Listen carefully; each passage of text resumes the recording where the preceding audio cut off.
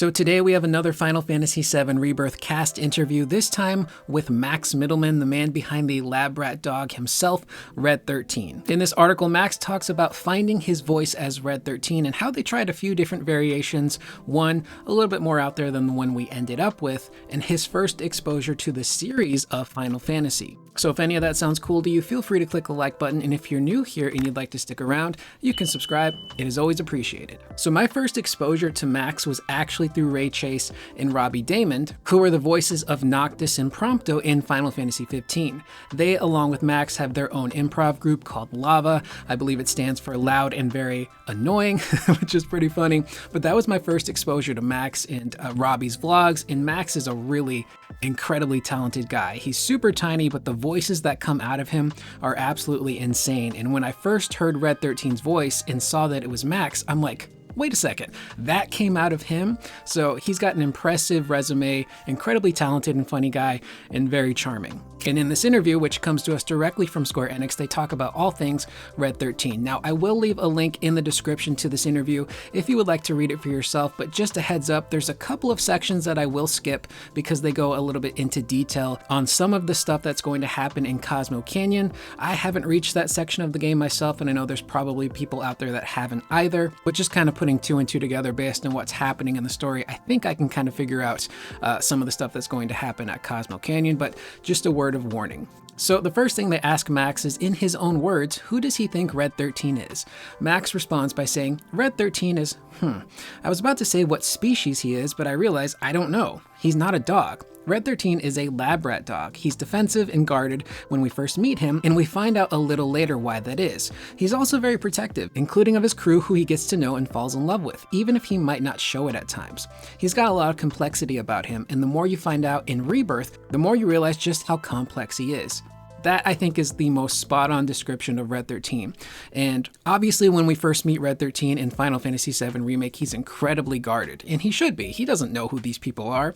He's been kidnapped by Hojo, probably experimented on. He just wants to get out and find his way back home. But eventually, he can learn to trust Cloud and the party, and he starts to kind of open up a little bit. He's got his own way of doing that, and you really see that in Rebirth. A lot of the conversations that happen between him and the characters, the specific camaraderie building moments, are great because it's pretty clear that Red loves these people. He's just not always great about showing it. He's very guarded, as Max says, and he's got his reasons for that. But I think one of the reasons he's so great is because he is a very complex character, like many of the other characters. He is very wise and stoic, but at times he's still very young and childlike, and he can also be very playful. You know, there's this really hilarious moment in Rebirth where you're on the Shinra 8 on your way to Costa del Sol, and the boat is hosting a Queen's Blood tournament, and Red wants so badly to join the tournament, but unfortunately they don't allow animals to compete. So he gets genuinely upset by that. Queen's Blood tournament. You're getting in on this too?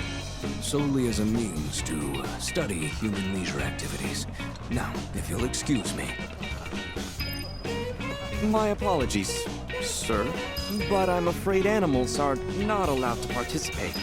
What? Sign up for the Queen's Blood tournament or over here. And he goes so far that he dresses up as a human being in the Shinra infantryman uniform just so he can compete in this tournament and experience what it's like to play with other people and challenge Cloud. It's this really silly, goofy moment that shows just how playful and childlike Red XIII can actually be, because he's like trying so hard to pass himself off as a human. He's dancing, he does, I think, like even a moonwalk. And after everything is said and done and the tournament's over, the way he gets up and tries to maintain the appearance that he is a human, and he walks away on his little tippy toes with his paws up, is just the cutest. So there's so many layers to Red XIII in this entire cast, and just getting to see all of that fleshed out in the game and hear Max and his take, he's doing a fantastic job. Up next, they ask Max how familiar was he with Final Fantasy VII before eventually getting the role of Red XIII. Max responds by saying, I never played Final Fantasy VII, but my favorite game of all time was Final Fantasy VIII. I played it on PC and fell in love with the music and the cutscenes. There were no voices, but it didn't matter at the time. It was a type of storytelling I'd never experienced before in a video game, and for me, at the time, maybe 8 or 9 years old, I was so immersed. It was incredible. I didn't have a PlayStation growing up, no matter how much I begged my parents, so I didn't play Final Fantasy Fantasy VII. If I did, I'd have fallen in love just as much, I'm sure. But I love the whole world of Final Fantasy. I played on Nintendo consoles too. It's my favorite franchise of all time. Now, reading up on some of the cast members, like Ben Starr from Final Fantasy XVI, it kind of seems like Final Fantasy VIII was an entry point for a lot of people. And for me, it was Final Fantasy VII. That was the game that just kind of changed my life. But Final Fantasy VIII in particular, that game is just so incredible. And I think it's kind of hard to figure out, but I think 8 might actually have my favorite soundtrack in the franchise. It's just so unique, and it really represents that world where it's kind of futuristic, but also kind of in the past, which actually kind of deals with the themes of Final Fantasy VIII. And like Max, I think I was around that same age when I first played 8, and that was just kind of like the golden era of Squaresoft games where they were pumping games out left and right, but they were all super high quality. Up next, they ask Max about the reaction to Red XIII and Final Fantasy VII Remake from the fans. Max goes on to say, "When Remake came out and people heard my voice, I was very nervous because everyone has a different version of what that voice should sound like in their head. You can't please everyone, but that said, when the game came out, I try to avoid online comments, but when the game came out, I couldn't help myself and looked at a few of your comments online. Overwhelmingly, fans loved the voice, which couldn't have made me happier to know I was doing the character justice. I was thrilled when I heard the fan reaction, people coming up to me in conventions and saying how it was perfect, exactly what they had in their minds, so I was really happy about it." I 100% agree. I was so curious as to what Red XIII was going to sound like in the remake trilogy, because you only hear Red speak, I think, once, and that's in Advent Children, and it's literally just one line. And he sounds like a much younger version of Red in that movie. And then once I heard Max's voice again, I'm like, hang on a second, that voice came out of Max? That's insane. But I think he kind of plays Red the way a lot of us heard Red as kids, and I always imagined Red to have this slightly deeper tone to his voice, a little bit more stoic and slow in the way that he speaks, because that's who Red is. He's very young, but he's also at times very wise beyond his years. He's a very knowledgeable creature who's been through quite a lot, and I think Max absolutely nails that specific tone to the character, and he's doing incredible. And I can't wait to play a little bit further into Remake to kind of hear, without spoiling some things, some maybe different versions of Red's voice. Up next, they ask Max how did they find the distinctive voice for Red XIII. Max responds by saying, "When I was auditioning for Red XIII, I actually gave 2 takes for the character. The first was like you hear in the game, and the second was a little more dynamic, shall we say. I kept wanting to do that more dynamic version of the voice and push it in a direction that the team didn't want it to go. I wanted him to be a little spunkier and have a little more energy, but we saved that. I won't say why we hold it back, but you get to find out why he is as reserved as he is. Oh, and obviously we also tried the Christopher Walken take and the Joe Pesci take, but they didn't like those, so I went back to my original takes." So this can kind of get a little bit spoilery, but again, kind of putting 2 and 2 together, my thought process here is that the way we hear Red speak is kind of something that he formed as a defense mechanism because of what happens to him. You know, he gets captured by Shinra and experimented on by Hojo, so naturally I think you'd be very defensive and put walls up and maybe kind of change how you speak to people. Now again, I don't know how this stuff progresses in the game. I'm just kind of putting some stuff together based on what's happened in Rebirth and what I know from the original Final Fantasy VII. But as I said before, I really love that lower tone that Max gives Red.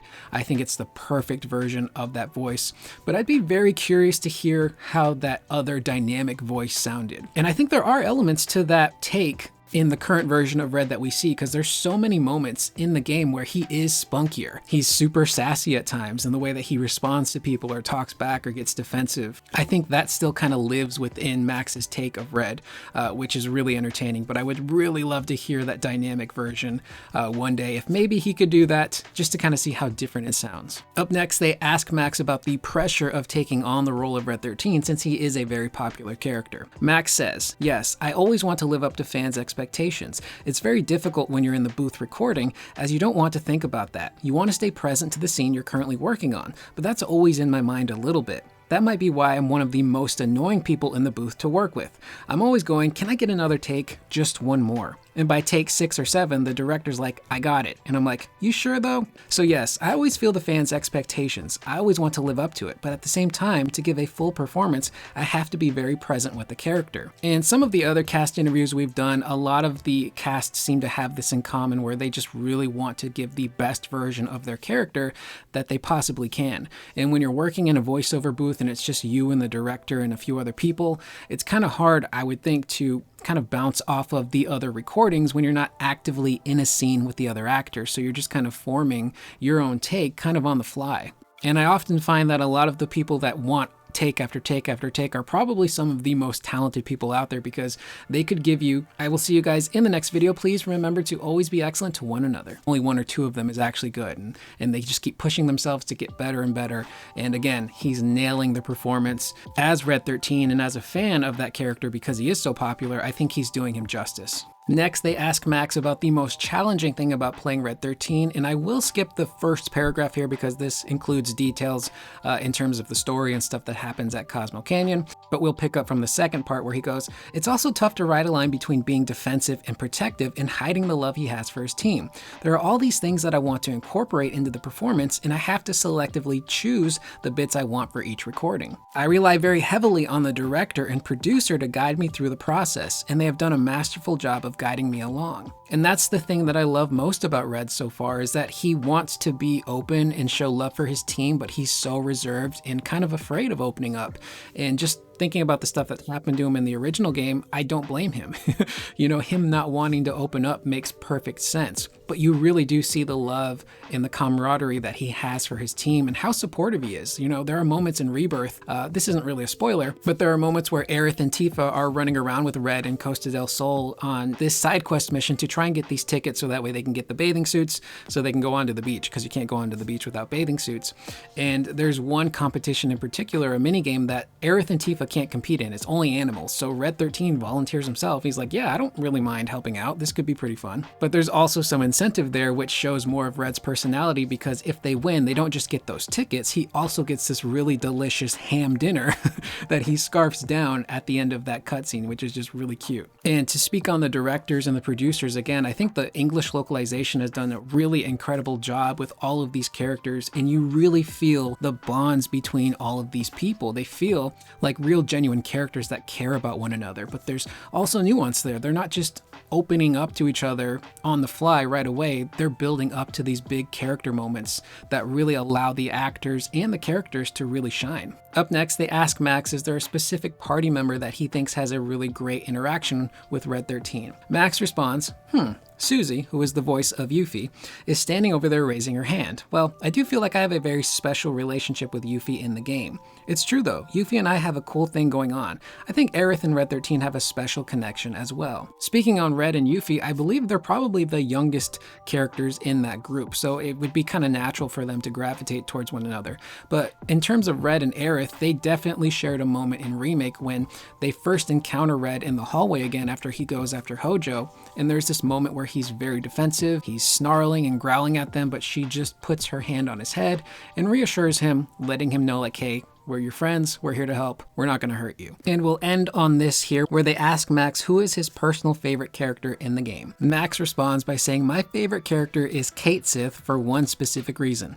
I am a sucker for dialects. I love dialects and I fell in love with Cait Siths. I asked for it to be played in the recording booth. Paul Tinto does a bang up job as that character. I myself just reached the gold saucer and ran into Cait Sith, and Paul is also doing phenomenal as Cait Sith. I love that Scottish accent. He's super charming and very friendly, and I can't wait to see his character get more involved and open up and just kind of hear the wide range of Cait Sith's personality. So with that being said, we'll end the video there. Again, I'll leave a link to the full article in the description if you would like to read it for yourself. But let me know in the comments down below, what do you guys think so far of Max Mittelman's performance as Red XIII? And since he has a pretty prolific career within the world of voice acting, is there a specific role other than Red XIII of his that you really like and appreciate? I will see you guys in the next video. Please remember to always be excellent to one another.